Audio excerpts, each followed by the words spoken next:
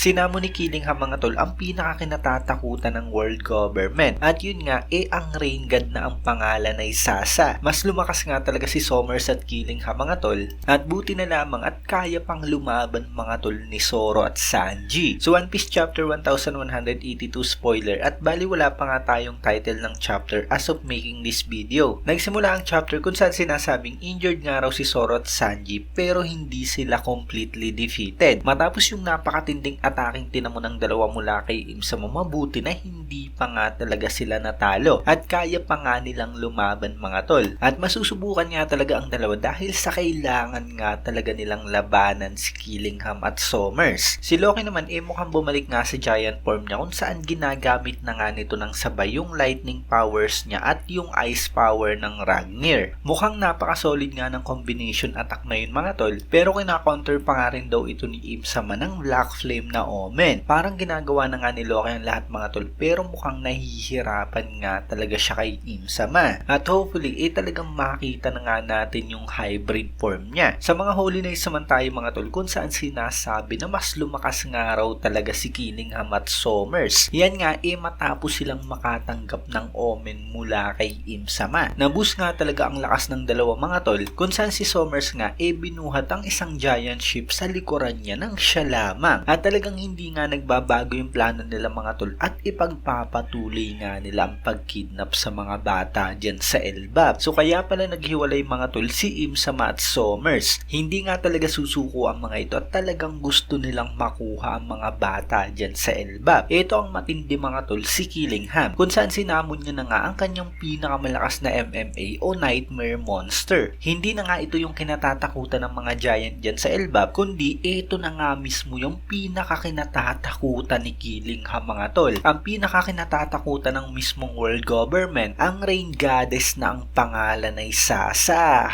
At sa tindi nga ng lakas ng Rain Goddess na yan mga tol, napakadali nga lang daw nitong pinabaha ang isa sa mga village yan sa Elbap. So ito na nga mga tol at na-reveal na nga talaga ang isa sa mga god sa One Piece. Nabanggit nga ang 4 na god sa Skypiea art dun sa flashback ni Nolan at Calgara. Maraming nagsasabi mga tol na yan nga yung isa sa pinaka-importanting flashback sa kwento kung saan nalaman natin dyan na meron ngang Sun God, Rain God, Forest God at Earth God. At mukhang totoo nga talaga ang 4 na mga gods na yan dahil sa revelation ngayon ng Goddess of Rain. Hindi yan gawa-gawa lamang ni Killingham dahil sa parte nga yan ng nightmare niya na siyang pinakakinatatakutan nga ng world government mga tol. Hindi na nga nakakabigla na nakatira ang mga celestial dragon sa napakataas na parte ng mundo ang Red Line. Mukhang umiiwas nga talaga sila sa pagbaha at siguradong may kinalaman nga ang Rain Goddess mga tol sa naging pagtaas ng tubig sa buong mundo. At mukhang nakalaban nga talaga ng world government ang Rain God na si Sasa sa Void Century mga tol.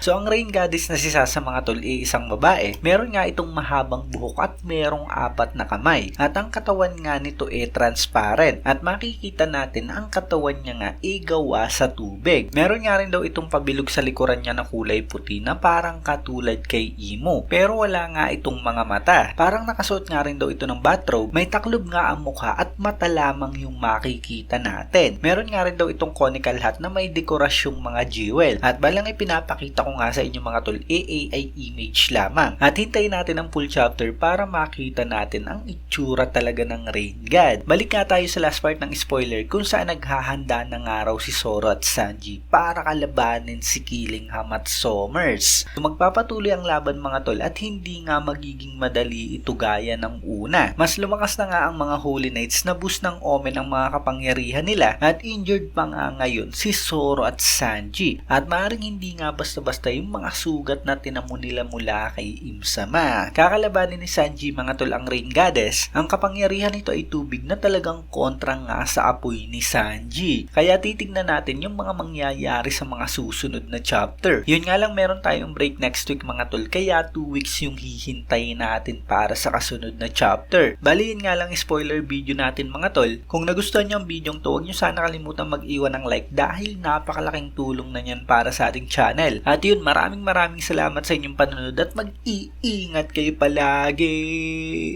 Bagang!